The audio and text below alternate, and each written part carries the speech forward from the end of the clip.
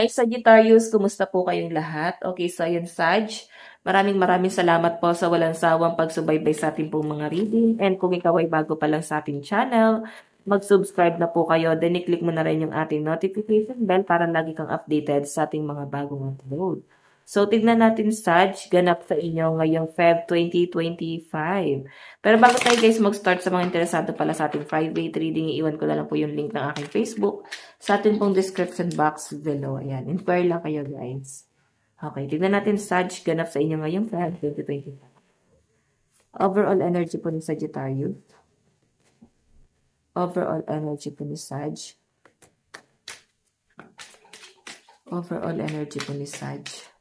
Meron tayong stop doing so much. Ito yung overall energy mo sa buwan ng Feb 2025. Grabe ha. Alam mo guys, yung nakikita ko dito Sag, sobra-sobrang pagmamalasakit, sobra-sobra sa pagtulong, sobra-sobra sa pagmamahal, sobra-sobra sa lahat ng bagay. So, lahat ng sobra na ginagawa mo or gagawin mo ngayong Feb guys, nakakasama naman sa'yo. Okay? So, kailangan mo guys, limitahan yan. Then, may nakikita rin ako dito, Sag, na parang ang dami mo gustong gawin, ang dami mong magiging plano ngayong Feb. So, siguro i-take down notes mo para isa-isa. Huwag yung sabay-sabay, baka ma-overwhelm ka naman. Mabilis ka magsawa dahil sabay-sabay mong ginagawa yung mga dapat mong gawin ngayong Feb. So, ayan o, stop doing so much, no? Hindi guys yan makakabuti sa inyo or makakatulong yung sobra-sobrang ginagawa or gagawin mo sa buhay mo. Okay? Tignan natin.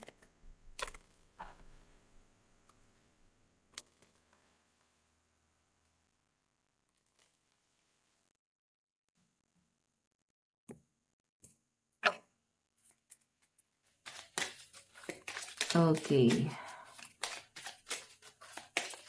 Sagittarius, Sun, Moon, Rising, and Venus sign. Meron tayong take care of yourself.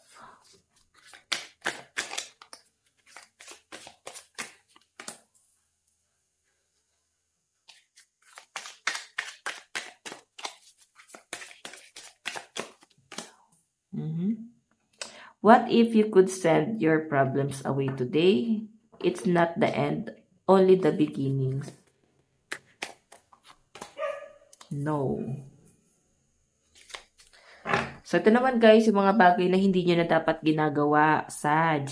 So, pinapakita sa akin dito guys, sobra-sobra ka sa mga bagay na ginagawa mo and mararamdaman mo yan ngayong Feb, parang nagiging emotional ka. Kasi yung sobra-sobra pagmamalasakit mo sa iba, wala kang sukuling nakukuha.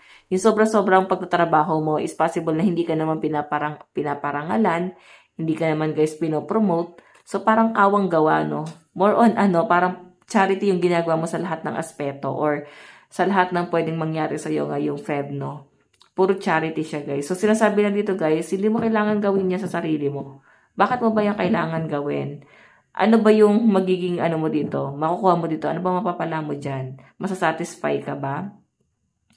Kumbaga, okay lang guys na tumulong magmalasakit pero limitado. Wag guys yung sobra-sobra. Kasi nasabi dito, take care of yourself. Dapat iniingatan or minamahal mo din yung sarili mo. Siguro try mo din na mag-unwind, mag-relax sa malayo. Baka importante rin guys na mag-travel, out of town. So, ayan. Basta ka guys, mag-relax ka, no? Deserve mo yan. Mahalin mo yung sarili mo dito. Okay? So, ito naman guys, what if you could send your problems away today? So, bakit kailangan mo pang patagalin? Bakit kailangan paabutin mo pa ng February yung mga problema mo? Kung kaya mo naman, Sag, na ngayon is talikuran na, bitawan na, di ba? So, ngayon pa lang guys, kung may mga problema ka, isettle mo. Mahirap din kasi yung tinatalikuran, no? Once kasi na tinatalikuran mo yung problema, parang babalik at babalik lang talaga sa iyan. Oo. Parang paulit-ulit lang guys yung magiging sitwasyon. Ganun siya. So, kailangan guys talaga, kung meron kang problema, solusyonan mo siya. Okay, so yan sabi dyan, it's not the end, only the beginning. So, hindi mo kailangan magpakabayani dyan, Sag. Okay, kasi simula pa lang to eh. May calling sa inyo. Nagsisimula ka pa lang sa cycle ng buhay mo. Then isipin mo na hindi ito yung katapusan. Pwede kasi naboboard ka sa ginagawa mo. And ayan guys, nandun ka pa lang sa bagong cycle ng buhay mo. Okay? So, meron tayong no, medyo may mga matitigas ang ulo sa mga Sag. So, sinasabi lang dyan, Sag, na baka kailangan is matuto kang tumanggi, matuto kang magsabi ng no. Baka masyado ka sa pagtulong-tulong, sumusobra ka sa pagtulong, sa pagbibigay, wala ka tinitira sa sarili mo, no? So, kaya ito sinasabi dyan na kung may mga pangit kang ginagawa or mga bagay na hindi naman na guys makakabuti, is itigil mo na, ihinto mo na. Okay? Tignan pa natin guys. Okay. Tignan pa natin. Para di pantay. Okay, Sag.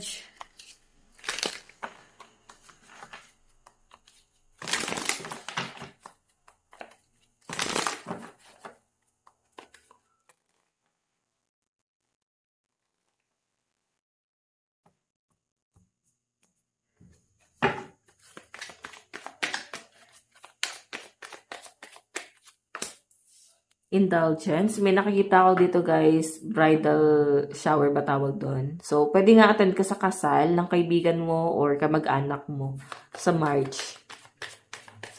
Meron tayong faith.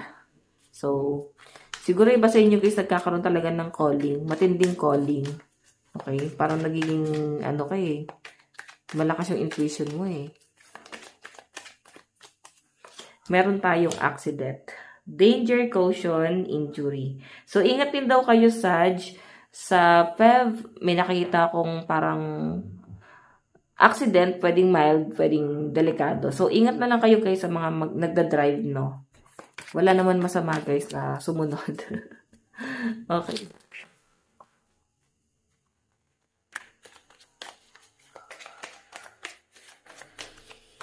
Meron tayong gift.